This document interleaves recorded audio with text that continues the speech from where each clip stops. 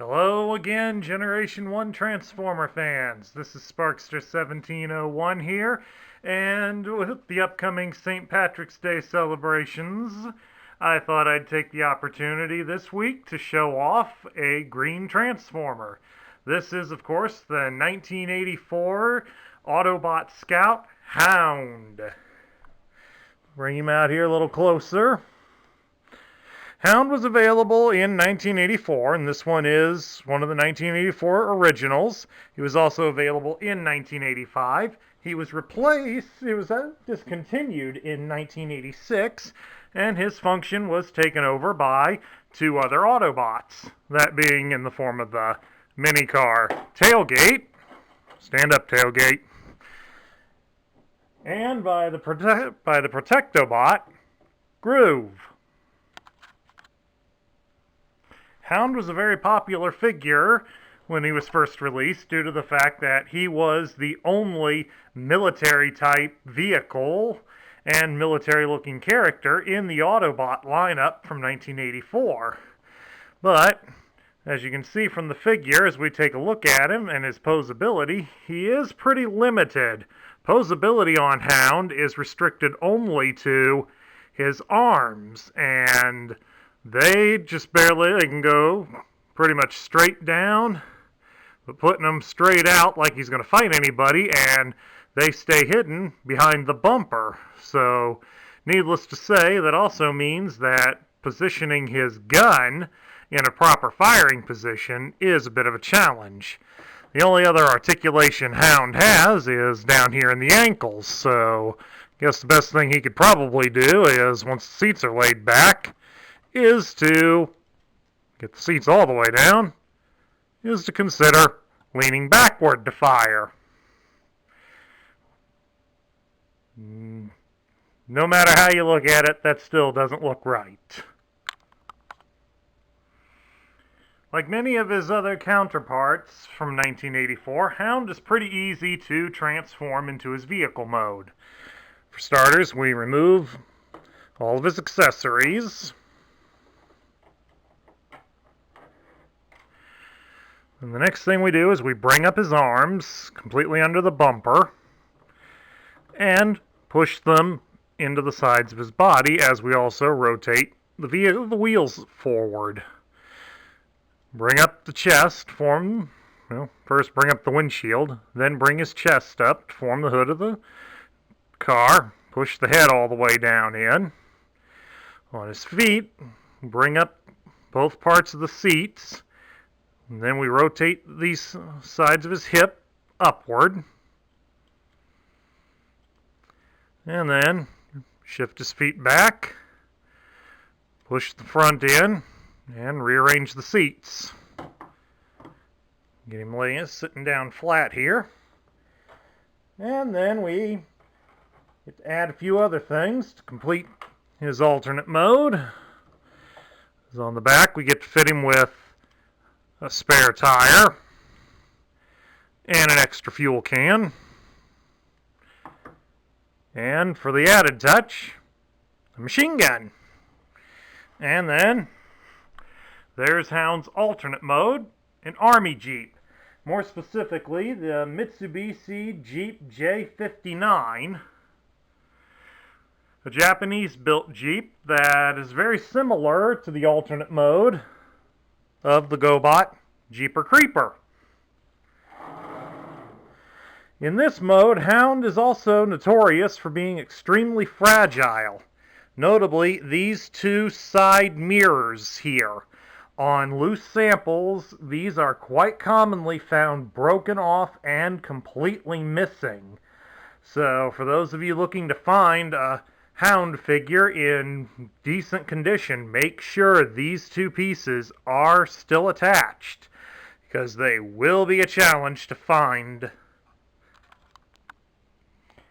Now let's take a quick look at all of Hound's accessories, and as you can see here, Hound does have quite a few accessories. In fact, he has more accessories than any of the other Autobot cars. About the only one about any of the others that may rival him on pieces would be the Decepticon Jets and Optimus Prime. For starters, we have his rifle here, what the instructions refer to as his hologram rifle. We also have over here the machine gun for his Jeep, and this gun is on a hinge, so it will pivot up and down just a little bit. As you can see down here at the bottom of it, it is very susceptible to chrome wear, especially down here where it connects to Hound. We also have a spare tire, which, unlike the tires on Hound, which are rubber, this is plastic. Hard piece to find on loose samples is the fuel canister. It just pegs into the back of him. As you can see there's the peg. Be careful with that, as that peg is very small and easy to break. Here's his missile launcher, and it's somewhat susceptible to chrome wear down here, where it clips into Hound's shoulder. Now, this version that was released by Hasbro has been neutered, so it really does not fire the missiles. It just holds them. And, of course, Hound also comes with, whoops, run away here, 3 of these missiles. And they just hold into the rocket launcher. Like I said earlier, the launcher does not fire, but the launcher does hold them kind of loosely, so, see, falls out real easily. Now, let's take a quick look at Hound's instruction manual. And this is a 1984 version, back when they printed them in color. Open this up and take a look at it here. Feel free to pause the video if you would like to read them. Now, this page here that shows all the stuff he comes with, that sticker sheet that you're seeing there is actually from the original Diaclone version of the toy. So, quite a shocker, especially when you look later and see that the stickers don't line up exactly with what the label instructions on this sheet have. And here's the back side. My apologies that it's that the picture's going right through there. You can see the back side too. You see right here, here's the sticker placement, and you can see the big one that goes on the tire back here doesn't match what they showed here on this page. You see you got a star with a J in it, and the final one doesn't have that. And lastly is the page that shows off the robot points that were on the back of the box, and how to use the tech spec decoder. And like always, for a lot of years, they just had it with Blue Streak. Speaking of the tech specs, since it keeps wanting to fall down on us here, let's take a look at Hound's tech spec. And this was available on the back of the box. You can see there's nothing on the back side here. The picture here on the front would be the artwork from the box. Lists him as an Autobot, and it's in red. Gives his name as Hound, and his function as Scout. His motto is, observe everything, remember even more. Hound loves the natural wonders of Earth, prefers it to Cybertron. Brave, fearless, loyal, secretly desires to be human.